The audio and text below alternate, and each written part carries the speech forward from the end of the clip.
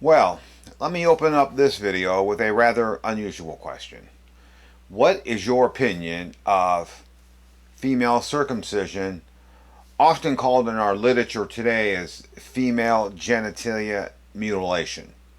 I'm going to expect most, if not everybody here that's watching this video, has heard of it and knows what it is. But what is the official Seventh-day Adventist position on that practice, and when did they make a statement on it? And I'm going to show you that.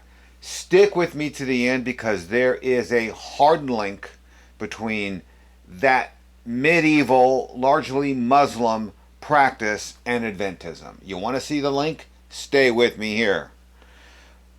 After all, this practice has been around for a long time. Predates Adventism.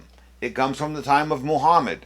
Is when it's been going on for a long time, largely in the African Muslim population. It's been happening.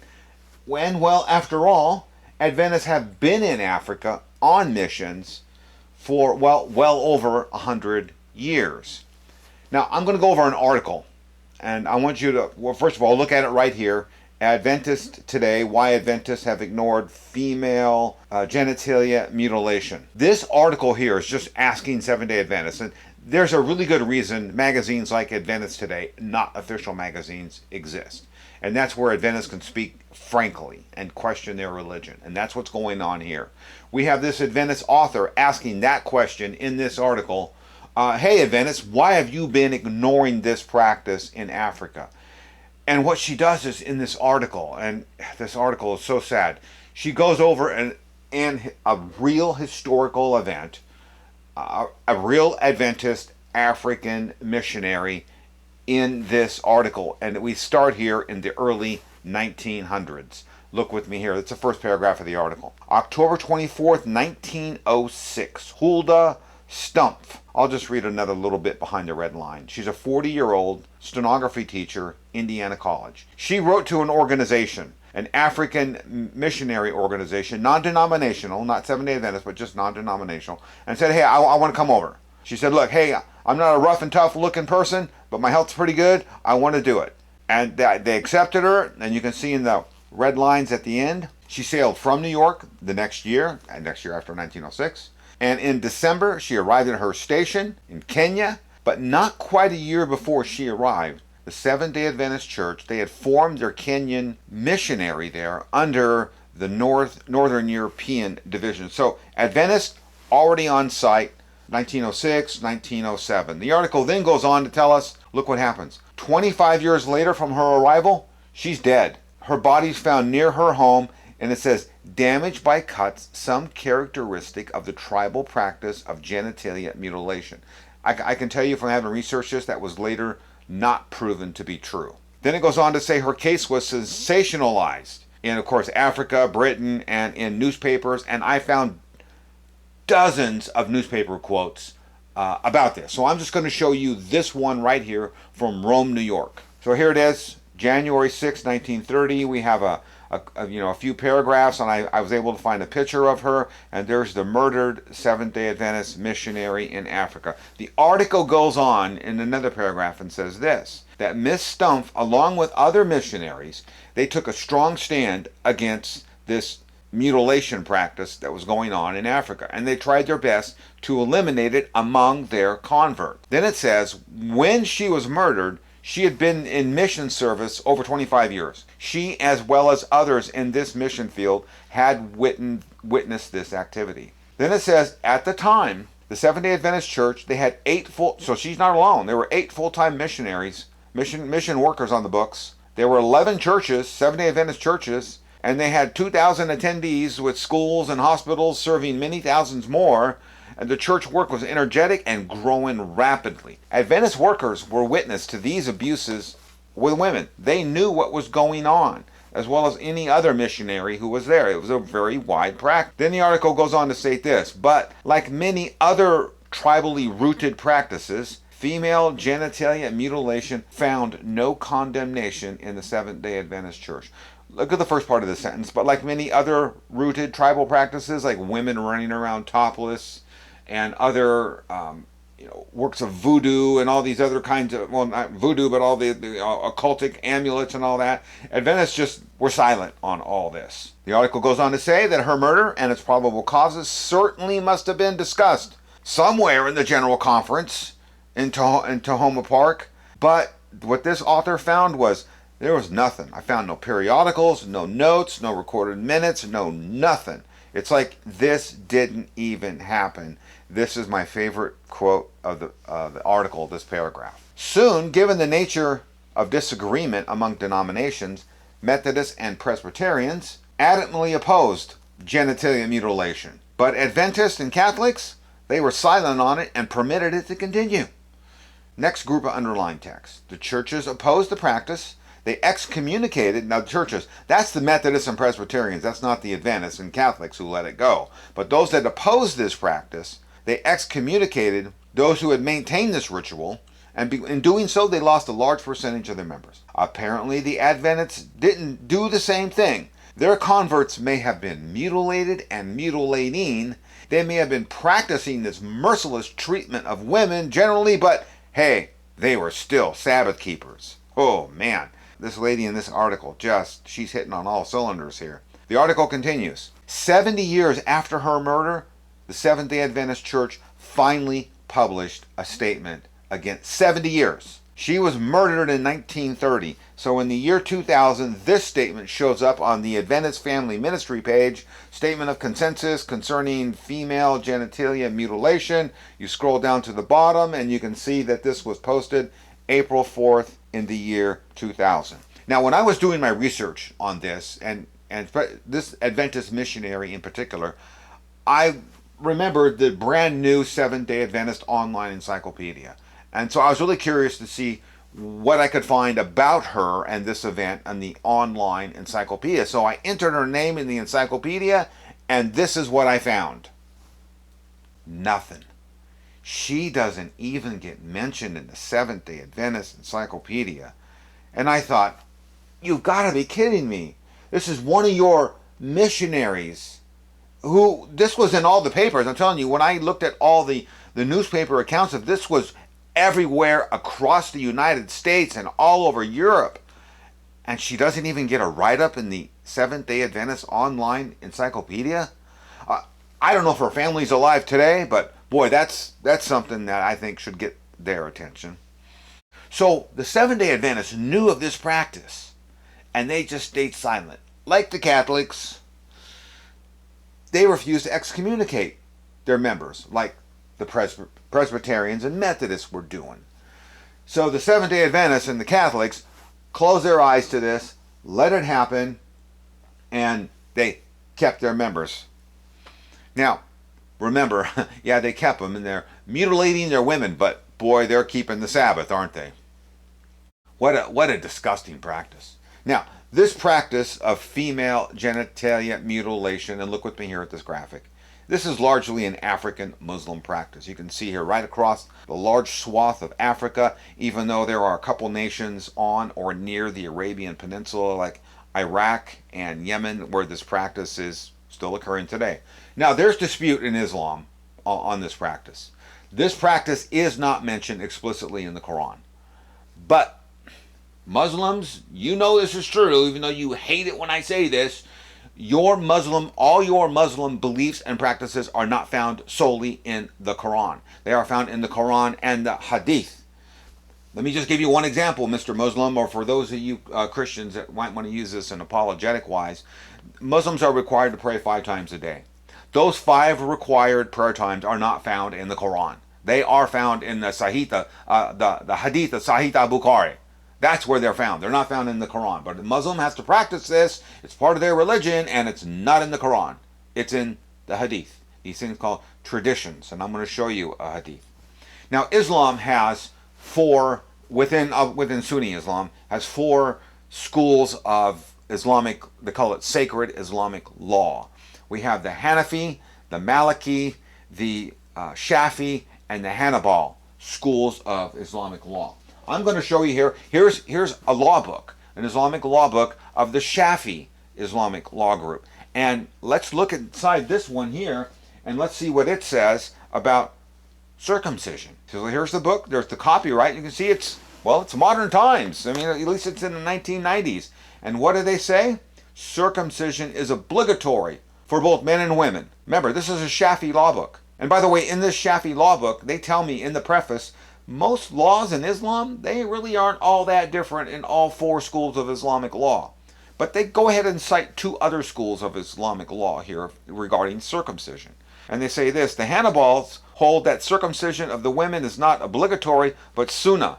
Sunnah is a word for it's Islamic tradition. So they'll say, well, it's not obligatory, but boy, it's a long-held Islamic tradition. And the Hanafis consider it, well, it's a courtesy to the husband. Boy, here we've got 3 of the 4 that are really for it. 1 makes it obligatory. This female genitalia mutilation concept goes way back to the time of Muhammad. I'm going to show you an example here, just one. There's others I could have shown you, but this is a 9-volume set of hadith, and this is called Sahih al-Bukhari. Bukhari is the name of the man that collected all these narrated hadith sayings. Sahih is the word that means most reliable. So this is the most reliable collection done by Imam Bukhari. And one hadith we're going to look at, it's a rather long hadith, and it's about the martyrdom of a Muslim. There's going to be a martyrdom is going to take place. And we're going to have these 2 Muslims talking, and in their exchange, we're going to have a historical account of female genitalia mutilation occurring during the time of Muhammad. So let's look here. There's Sahih al-Bukhari, volume 5, the title page. And this is hadith, so that you know, for the record, it's book 59 in the hadith, chapter 22, hadith 399. And we get to this narration here, and these 2 gentlemen are talking, and one talks to the other one and says, hey, aren't you the one who circumcises other ladies? So there it is, going all the way back to the time of Muhammad. It's a standard practice. Muslims to this day practice it. Again, like you saw on that map, largely Africa. Adventists knew of this practice in the early 1900s, silent on it until the year 2000. Now, I have a thought as to why Adventists waited so long to condemn this. Could it be because Adventism is promoting this practice themselves? Female circumcision? Could it be?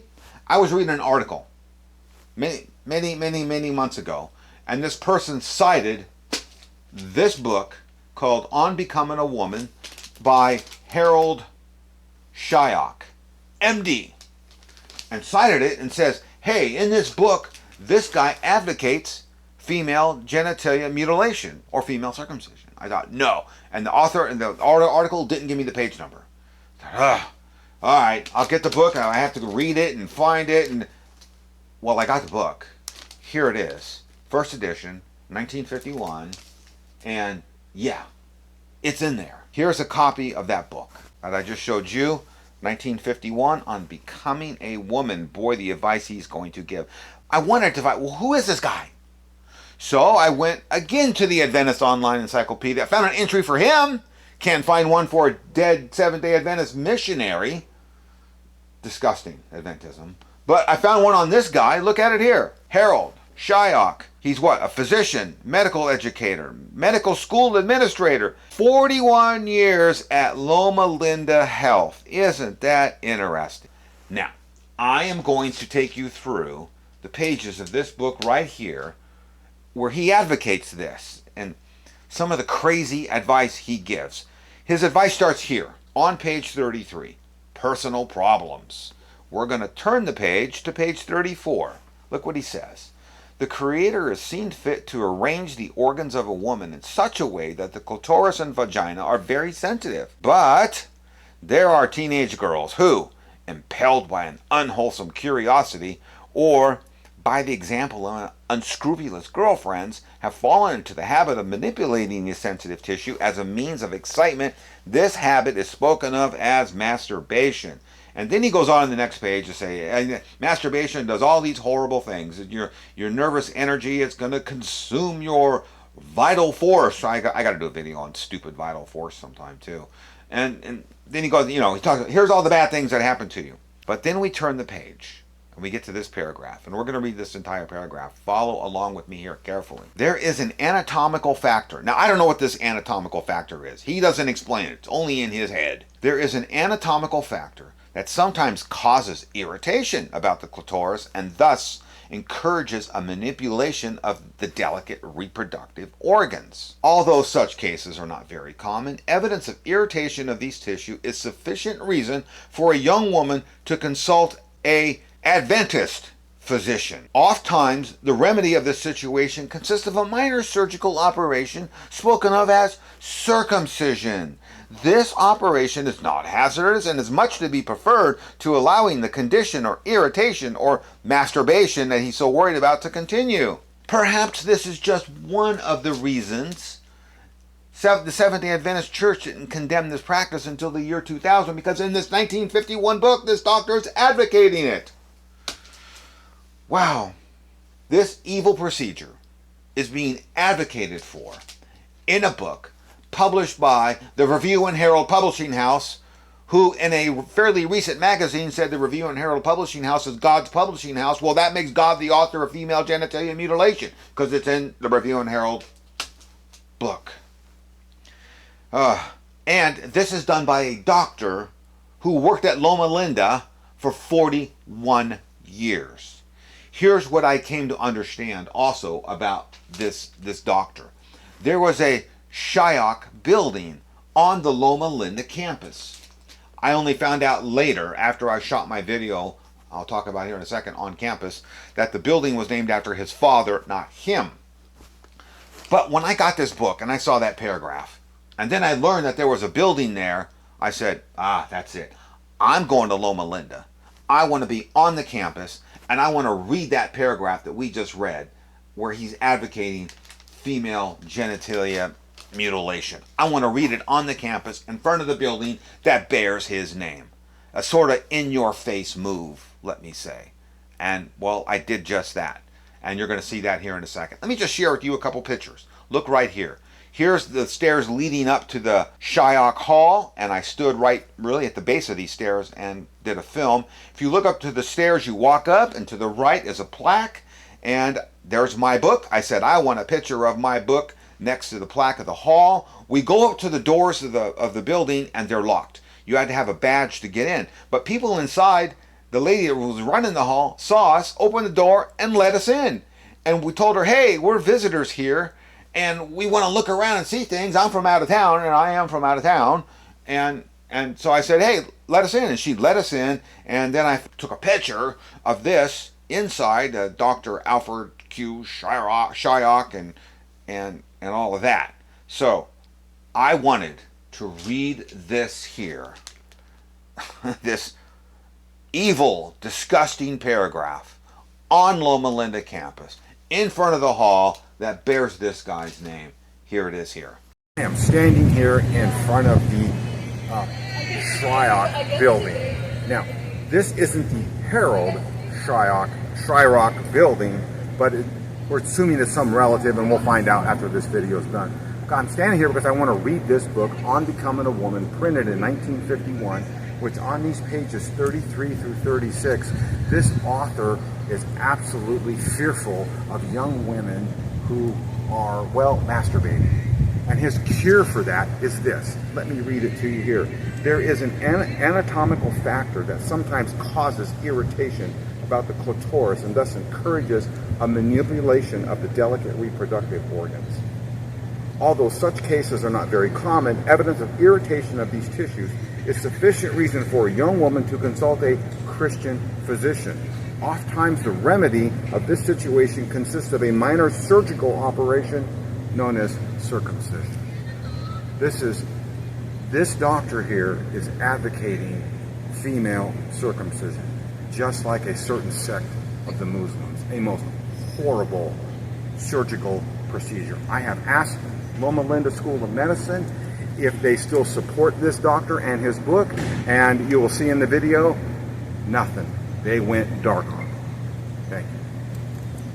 So before I recorded that video you just saw and this video here, I wanted to give Loma Linda University Health Medical a chance to respond to this guy's practice that he advocates. After all, he worked there 41 years. And here's what I did. I went on Twitter. You can see this here. There's a private Twitter message from my Twitter account right to the Loma Linda University School of Medicine account.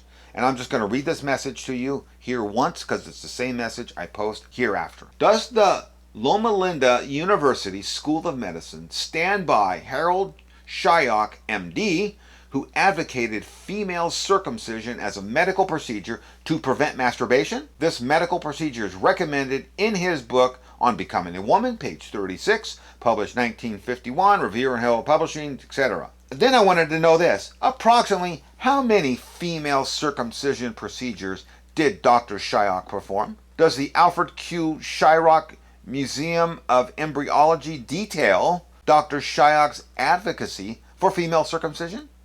Is the medical practice of female circumcision still occurring? And if not, when did it cease? That was the message I sent to them. Nothing. So I went on Twitter, posted the same message, same day, on one of their Twitter posts, and added a comment. That's March 3rd. They posted another Twitter message on March 4th. Okay, I posted my same comment again on March 4th. They posted another Twitter message on March 17th. I did it again on March 17th. They're still not replying to me. And they still haven't replied to me. They're running away from it. So this official condemnation of female genitalia mutilation appeared on the Adventist Family Ministry page. So I wanted to ask them the same thing. I went to their page. They had a Contact Us Now link. And you can see here, I clicked on it, filled it out, and then I hit the submit button and, oops, error. It wouldn't send. Cloudflare turned side, something was wrong. I scrolled down the page. Oh, they have a Twitter account. Wonderful. I went to their Twitter, looked at their latest comment, which this doesn't look like they're doing much with it because it was 2022 was the last time they posted a Twitter message. Nonetheless, I posted the very same message I read to you earlier on their page, and as of the recording of this video, I've got nothing. So let me ask you this, audience. Do you believe this Adventist doctor right here who advocated female circumcision? That's just a nicer way of saying what it really is, which is female genitalia mutilation. This Adventist doctor recommending the mutilation of female genitalia, do you think he performed any himself? I mean, he's advocating it here in his book. That's what I wanted Adventist or Loma Linda Health to answer. How many did he do? When did he quit? When did you guys quit? But no, in true Adventist fashion, they just put their tail between their legs and put their head down and hide. They won't answer. How about any other medical doctors? Because he said in that article, remember that paragraph? Go find a Christian Adventist physician and get this practice done. So, well, you know, this guy worked there. I'm sure there's doctors there who probably did this. While I can't say for sure that any did, it is my opinion that they did. I am also of the opinion that there's likely alive today women whose crazy, demented Adventist parents who were reading this crazy, demented Adventist book read those pages and went, oh my gosh, maybe our young girl is doing this. Let's take her to the Loma Linda or let's take her to some other hospital and get this. I'm probably confident there are some Adventist women alive out there today whose crazy, demented parents drug them in there and forced this surgery upon them. I have no evidence for it, but it's my opinion that likely this did occur. Well, after all, he recommended it in his book. Now, just this video and this crazy Adventist doctor is just more proof Adventism is an evil religion. Adventist doctors will perform the most evil, medieval practices in existence. And this is another reason why, if I ever have a doctor and I find out he or she's an Adventist, I'm gone. I'm out of there. And by the way, Adventists, you should be gone and out of there of this evil religion.